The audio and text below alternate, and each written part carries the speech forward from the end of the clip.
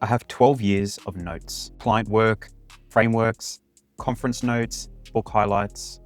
Until a few years ago, all of these lived in Notion, Google Docs, and a few random moleskins that I had lying around. Today, all of this lives in one folder of plain markdown files. I can open it in Obsidian when I want to read or write, and I can open it in Claude Cowork when I want to think with it. Same files, same folder, no export, and no proprietary anything. This is my second brain system. By the end of this video, you're going to have the full system to be able to build your second brain over this weekend. A second brain in 2024 was a Notion workspace with AI bolted on. That model is being quietly retired, and two things have changed. Number one, Claude Cowork that works through the Claude desktop app can read, write, and edit files. And it can do it in any single folder that you pointed at on your computer. It's not just an average chatbot looking at a knowledge base. It's an AI agent that can open up your files, read them, write them exactly the way that you would.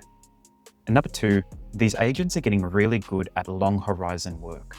Opus 4.7 in particular stays on task across dozens of files. It remembers what it found in one note, and it can apply that to the next. And it can produce output that reads like you wrote it. If you stack those two things on top of an Obsidian vault, you get a second brain that's faster, cheaper, and more private, and also more portable than anything else that you could buy.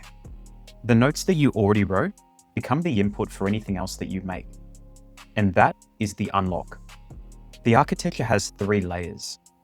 At the bottom is the vault, a folder on your computer full of markdown files. All Obsidian is a polished viewer and editor of those files.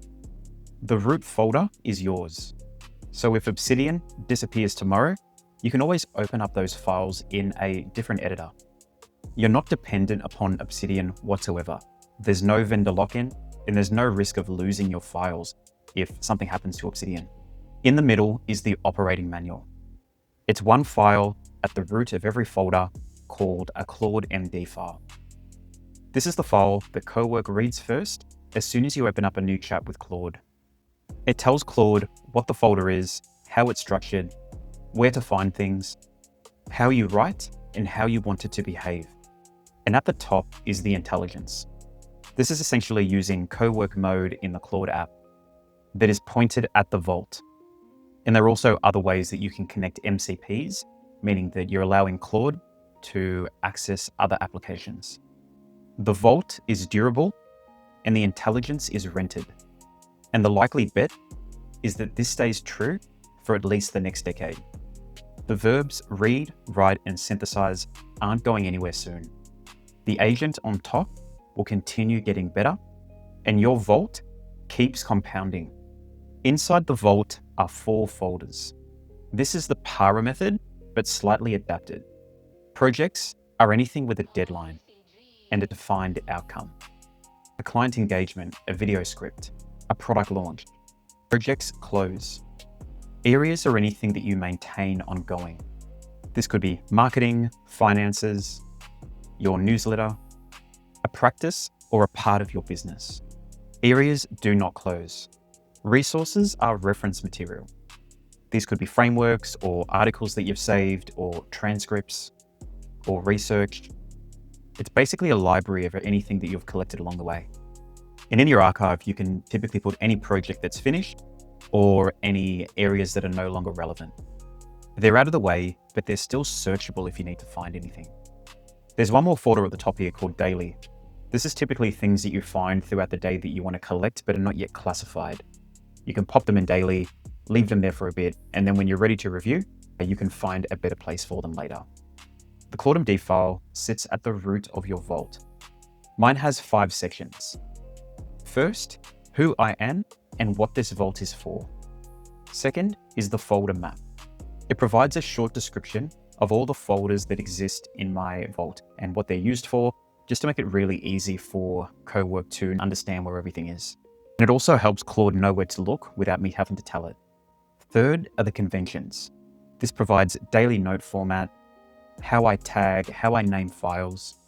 It provides the difference between an idea and a project. It's all of the kinds of things that you would tell a new assistant on their first day. Fourth is the writing style. This is how I write, what I want to avoid, and also voice samples. I lift this from my existing work. So I provide Claude with some examples, and then Claude will extract the style and document it. Finally, we have the standing instructions. These are the reoccurring jobs that I need to do periodically, and I can also set them on a schedule using Cowork as well. So they happen automatically without me needing to prompt it. One example of this is that I have a scheduled task that runs every day that collects the latest AI updates or news. So this will run every single day without me even prompting it. It will document all of the new news into its own MD file, and then I can review that or even ask Claude to review it for me, which makes keeping up with all the latest AI news very easy and automatic. When I ask Cowork a question, it will read my CLAUDE.md file, it will complete a task, it will update the CLAUDE.md file, and then the next time I ask a similar question, those previous responses will be taken into account. And it means that I don't need to rely as much on prompt engineering because the context is always updated and the context is always relevant to me. I'll quickly take you through some of the folders that I have in my current second brain. Like I said, I've been building this for a long time, for over 12 years, and it's probably only just the last couple of years where this all started to really come together. I started to consolidate everything into Notion. I found it to be quite clunky. I had to manually update things, move things from folder to folder, and it became a burden. However, it's the last 6 months or so since I've migrated everything over to Obsidian. It's made such a difference in how I can manage my folders, files, and to keep everything clean and succinct. So as you can see here on the left, we have all of the areas that are currently in my second brain. So I have a folder for AI, I have a folder for Bitcoin and cryptocurrency, branding, I have a folder for business, design, that's what I specialize in, product design, service design, experience design, another folder for anything that's graphic design related. I have a folder for marketing. I have a personal folder. I have a folder for product. So this would be product strategy, product development, product management. I have a folder for psychology and behavior. I also used to work in sales, so I have a whole bunch of sales frameworks and sales scripts that I still use today. And then I just have a few random service folders over here. So as you can see with Obsidian, you can break everything down into subfolders. So I have a whole bunch of reports that were PDFs that I've converted into .md files, just so it's a lot easier for Claude to read, navigate, and extract any value from. I also still have some of the original PDFs in here as well, just in case I want to steal any of the visuals from them. I can click on this graph view over here as well, and I can see, if I zoom out, how all of these different folders and files connect. So if I zoom in, we have design principles and where that connects to different parts and allows me to see all these different connections. If I'm being perfectly honest, I think this looks cool, but it's not very helpful. It is a good way to start exploring the files and the folders that you have, but to be honest, I never really use it. I guess where this can become quite helpful, there's plenty of images and examples of deliverables that I've saved in here that I can review and get inspiration from. Plenty of templates, plenty of different examples of work that I've seen over the years, and it can be really helpful to have all of this at hand. And I can even use Claude to help me recreate some of these deliverables for new clients, just to really streamline my workflow. And I typically won't take it at face value based on the context that I have of the project, and then I'll work with Claude to iterate this over time. Here's a real example of how I might use Claude in a project. So we have this usability testing plan, and it's quite comprehensive. It goes into quite a bit of detail, but it's also just a generic standard template. If you can see these three dots at the top, it says copy path from system root. So it's going to copy the exact location of this file, and it's going to allow me to paste that straight into Claude. So you can see here, it's detailing the exact location of that particular file. So it means that if I need to give Claude direct access to that file, I don't need to upload it. I don't need to do anything complex. I've written a prompt that I want to run a usability testing study for my Clinico MCP connector. So I've developed an MCP connector for Claude that connects directly with Clinico. However, I'm trying to understand what are the most high value use cases. I understand where I should invest more time into building out the features so that I can make sure that the MCP connector is providing more value. So I've asked it to please look at this usability testing plan that I just showed you. And I want to use that usability testing plan to help me recruit test participants. I have a few people in mind that I want to show this MCP connector to and to get feedback, but I also want to show it to some other people that I'm not so familiar with that will provide me with a new perspective. So I've linked that usability testing plan MD file. So that's the format that I wanted in. And I've also provided some context up front. I've also mounted a number of folders here. So I've mounted the MCP folder, the folder that contains that usability testing plan, just so I'm providing all of the context to Claude so it knows where to look and it knows where to find all of the files that I'm talking to. Cool. So you can see the thought process that Claude is going through here. So the user wants their usability testing plan to help recruit participants through Askable. So just for reference, Askable is a recruiting platform where you can find people to test new ideas with. And now it's read the testing plan template and understands what I want. And then if I go through, so it's trying to think about what Askable is. So Askable participant recruitment platform for UX research. And then it's found the MCP connector and it's provided some context. And now it's asked me a follow-up question. So who are the primary participants you want to test with? So yes, it would be practice owners, and that's the recommended option. And then it's asking what types of sessions am I planning to run? So it will be moderated remotely. Yep. And then how many participants? So yes, 5 is the recommended amount.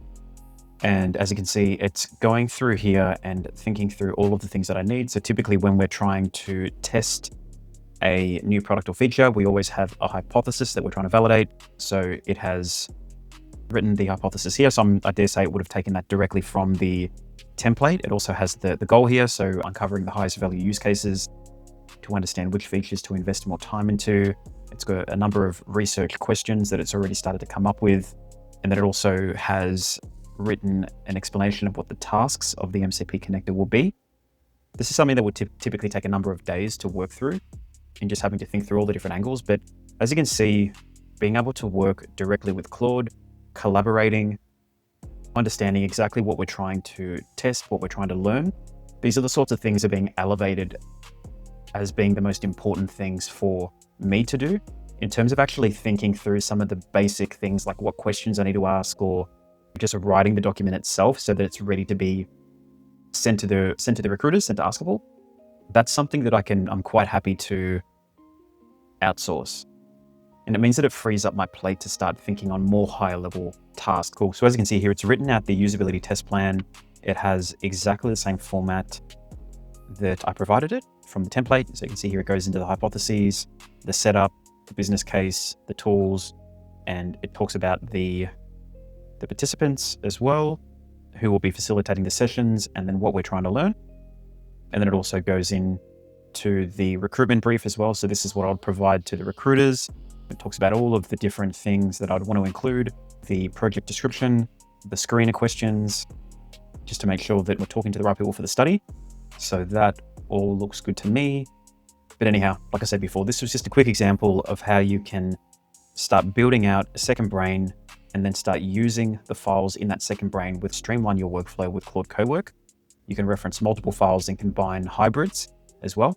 But that's a really quick way that I've been using to accelerate my workflow. I also have another part here that covers some other aspects. So I have projects. So these are all client projects. So I won't show you any of that because it's all private and personal.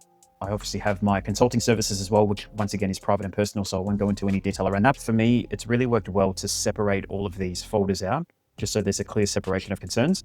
I do have, some resources that I keep here, which are more related to my client work that I typically include here, just so it's easily accessible in the same vault. And then I also have some templates as well that I tend to use quite often. So obviously product strategies and roadmaps and things like that. I try to keep those pretty close to my client work just because they're so relevant, and I prefer to keep them all in the same vault.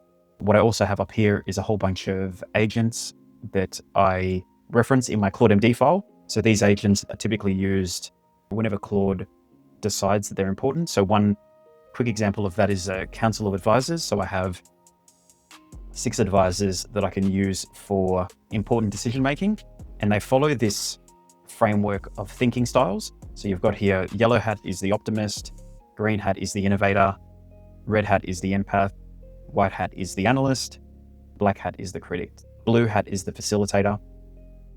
And they all play separate roles and they all look at things from different angles And that's a really good way of kind of thinking through a complex problem from all different angles. And there's a whole bunch of other ones in here as well, like architect agent. I have obviously a product strategist, a growth expert, a marketing strategy expert. So I'm trying to cover as many bases just because the projects that I work on are so diverse. I try to have as many different angles and as many different ways of thinking about things. Cool. So that's pretty much it for this video. I just wanted to take you through my philosophy around second brain. A lot of it comes from Tiago Forte's model. I read his book a couple of years ago and was really inspired by it. So I decided to apply it. Like I said, I originally set this up in Notion, but I just found it too hard to work with, very clunky. And I found that moving everything over to Obsidian and then using Claude Cowork or Claude Code has been an absolute game changer. It means that I can sort out my folders. I can make sure they're all clean. I can make sure that everything's connected to each other. I still use Notion as an inbox. If I stumble across something online and I want to save it really quickly, I can save it to Notion and then port that into Obsidian, but it's not an important piece of the puzzle. And also, just for full transparency as well, I don't pay a cent for Notion. I don't pay a cent for Obsidian. And I currently have the max plan for Claude. So I'm paying about $100 per month for this entire setup, and it has completely streamlined my workflow. It's made everything easier, and I reckon you should give it a try. So I'm going to do more of these sorts of videos. Please drop a like and a comment below. Please subscribe. And if you have any questions, would love to hear it. And I'll see you in the next one.